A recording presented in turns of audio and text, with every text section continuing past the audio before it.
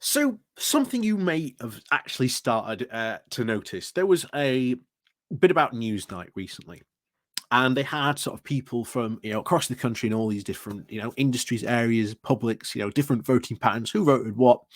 But there was one guy in particular that I've seen, and I am noticing this. This seems to be the new pattern, the new thing, and I think can't fully remember the quote, but his um basically response to was look, I voted Brexit. I don't regret my decision, but I knew that this was really going to be like a 10-year thing. You know, that's what he was. That's what his was whole shtick was. And we have seen people who were Brexiteers, especially leading the campaign, start to try and change the narrative that, oh, look, guys, um, don't worry about it, that Brexit's not working now, because 10 years from now, it's going to be perfect. That seems to be the new line. And bear in mind, Jacob Rees-Mogg was like the first one to really do this. I think after it was like, oh, it's going to take 50 years for us to really see a Brexit bonus. But that's not what Brexiteers were saying. From Boris Johnson, Michael Gove, Nigel Farage, Richard Trice, Aaron Banks, Kate Hoey. The list goes on and on and on, all the way to Daniel Hannan, the brain of Brexit, saying, as soon as we leave the EU, it's going to be fantastic. There is an entire movie. In fact, I would actually love to set this up at one point. Like get a couple of us to actually sort of watch the Brexit movie. Because I think that would have been hilarious. I unfortunately missed the prime opportunity, but I think maybe we'll have to see if we can do it. I think it would be quite fun to sort of comment and respond to the nonsense that the Brexit movie was put forward. But yeah, they're desperately now, I think, trying to change the narrative that of, oh, don't worry, guys. 5 or 10 years, this is all going to work. This is all going to work out. Trust us, guys. Coming from the exact same people who were saying, don't worry, guys. The second we leave the EU, it's all going to be sunshine and rainbows.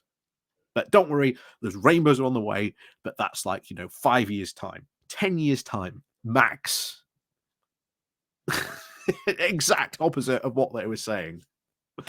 But anyway, we're going to get into this article. Because the BBC went to talk to some people in Stratford upon Avon, and as I've always said, I think it's very interesting to see sort of the differences of what people are saying, sort of then versus now. And again, as we said, notice the change in the narrative that, oh, don't worry, guys, it'll be a couple of years' time, everything will be fine. So, as always, guys, before we do go diving into this, please do remember to hit that like, share, and subscribe button. And of course, down below, there are links to my Patreon page with a one-off donation link called Buy Me Coffee, where you can, again, buy me coffee. And of course, there is the YouTube thank you button, and of course, the Pony Club down below as well. So, on we go over to this. This comes from BBC News with the title of Brexit 3 Years On, Views from Stratford upon Avon. In Stratford upon Avon, the result of the 2016 referendum mirrored the national outcome, with 52% of voting to leave the European Union and 48% opting to remain. In the years that have followed, while politicians have wrangled over Brexit, we went back to this medieval market town more than once to see what people were making of the machinations in Westminster. 3 years on from the UK's official departure from the EU in January of 2020, we've returned to Stratford upon Avon again to find out how people feel about Brexit now. And on a very drizzly January morning, a group of friends are catching up over a coffee in a tea room just a stone throw away from Shakespeare's birthplace in the centre of the historic Wiltshire town. The three couples met through their mutual interest in caravanning and motorhomes, but they didn't know, or at least they'd never realised, that they were on different sides of the debate over Brexit. In fact, it's the first time they've ever talked about it. Mike and Pat Mills both voted to leave, but Both still think it was the right decision, saying, "The world's changed since we voted," Mike says. "Think of the Ukraine and COVID situation. The world has totally changed. But personally, I'd still vote the same. I believe in this country." Again, it's not about belief in this country, but there you go. Again, another typical Brexit line. But anyway, back to it. He continues. "I think it was never going to be a quick fix." Again, what did we say at the beginning? "A lot of people thought it was instantly going to produce a big change for the country, but it will take time. And you've got to play the long game." But that was the main point.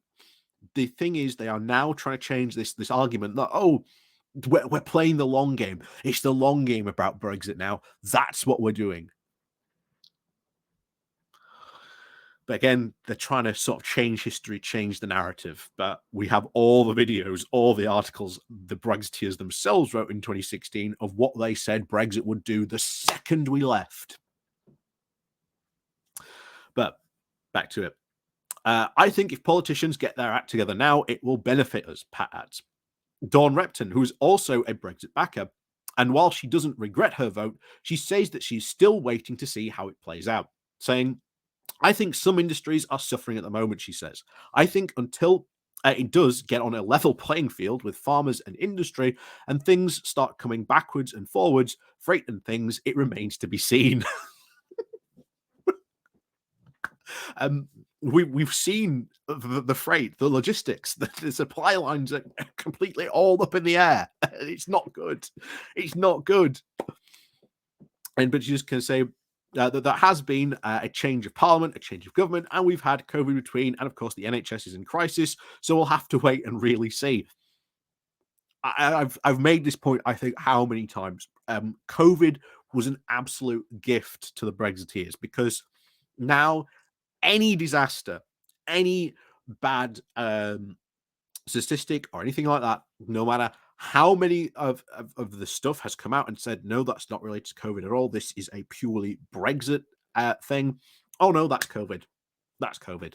And as we've said, the further and further and further we get away from COVID, the worse this excuse becomes. It's already a bad excuse now in 2023, and it was certainly starting to wear off in 2022, especially as it went on. But sitting around the same table is Diane and Andrew Osborne have a very different view. "I think we should have remained," Andrew says. "We've made a big mistake. We've alienated ourselves from our neighbours, and we've made the people who come from Europe, who filled a lot of the jobs that we didn't have the people to do, feel now unwelcome.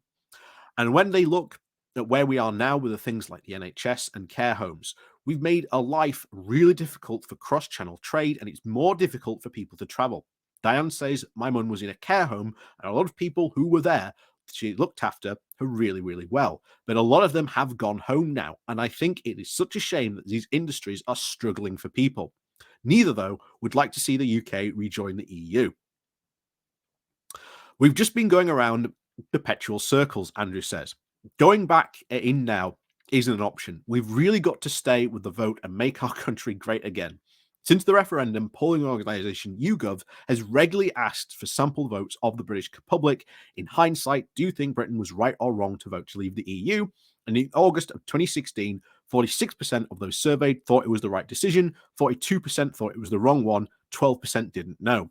And by January 19th of 2023, this had shifted to 34% right, 54% wrong. And again, 12% don't knows. Different pollsters have also asked different questions. And since 2022, BMG Research and Kantar have also asked whether the UK should rejoin the EU or stay out. Over this period, their polls have suggested that the opinion has shifted from more people saying that the UK should stay out to more people saying the country should rejoin. But the gap difference between them is significantly narrower than one in now produced by the YouGov's hindsight question. Only a few polls by any organizations have indicated the majority of voters back rejoining. At Stratford upon Avon in the Bridge Club, Judy Thomas is one of those who have changed her mind. She said, "I'm embarrassed to say I voted for Brexit," she said. We were obviously lied to so much. It was such a big mistake. I just feel a fool. It's just done so much. All the people who had to leave the country, all the nurses and doctors. Then you've got all the lorries on the motorway. There's just so many things. But Richard Sherman, a longtime Conservative supporter, takes the opposite view. He recently he recently joined the Reform Party, the rebranded Brexit Party, saying the government hasn't delivered on the Brexit that was promised. Again, this is where I think a lot of people are going to go, oh, this isn't the Brexit that was promised. I'm going to join the Reform Party. I will say it now, even if by some magical miracle that maybe, I don't know, Nigel Farage, was gifted the magical sword from the lake by the Lady of the Lake and became, I don't know, King, Prime Minister, whatever.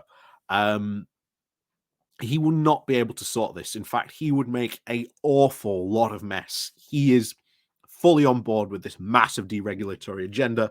In fact, very quickly, I think he would find a massive revolt, shall we say, up against him if he ever found himself in such a position. But he says this. I don't believe we were lied to, he says. I believe the government has not implemented anything that they promised to do in terms of Brexit. Again, he clearly hasn't been paying attention to what's been going on, but there you go. We were promised a bonfire of EU laws. That hasn't happened. We were promised that we would have our own UK Bill of Rights. That hasn't happened. If these things had happened, I think the country would be in a totally better position. Certainly not. Certainly not with a bonfire of of those laws or even the UK Bill of Rights. Yeah, absolutely not. The debate that surrounded Brexit in the years after the referendum has undoubtedly quietened, but the disagreements clearly remain. Fieldy Cadwell, who wanted to stay in the EU, says she can't see any benefit, but the country has moved forward. The discussion is done and we've got to make it work, he says. Now the decision has been made, I think as a country and the government, we've got to get the benefits from it and to make it happen. Again, as we've said numerous times, there are no benefits when it comes to this.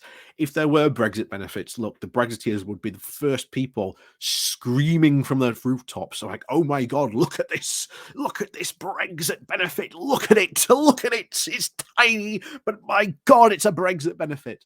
They would be absolutely screaming from the rooftops if there really was one. Yeah, absolutely not. Remember, the whole Boris Johnson deal was led by the hardest core of hardcore Brexit zealots. The Brexiteers did this. They were the ones who led all this. They were the ones who backed Boris's deal and then turned around and said, oh my God, this is a terrible deal. What is this? It just goes off on so many random tangents that they cannot now even substantiate. And this is why I've said it before, Labour's strategy, I think, is the one to go down. All you have to do is start doing more alignment deals, more deals with this. It starts to ease the pressure. And then you go, well, look, we're already following all these many rules and regulations. Why not just rejoin, the customs union and eventually the single market? And then after that, why not just become, full EU members? This is the exact path that people like, remember, have I got it down here? I think I have. Oh, no, not anymore. It's somewhere, but I think it might be down there. This is the exact path that other people who've been talking about what would happen to the UK back when this first happened and said, look, it doesn't matter. The UK will have to accept that Europe is not going anywhere. It is there to stay. And it either plays ball with Europe, meaning that it sort of helps us, or we try and ignore it as much as possible. But the problem is that just creates a lot of problems for UK business and the economy. And we suffer for it. So that's where we are again. But as we said, the polls are going in the right direction for us and a lot quicker than a lot of other people said. So as always, thank you very much for watching. Please do remember to hit that like, share, and subscribe button. And also do remember to ring the bell as well. And of course, as always, there are links down below to my Patreon page, the one-off donation link called Buy Me a Coffee, the YouTube thank you button, and of course the Pony Club as well down below. So as always, we'll see you all next time.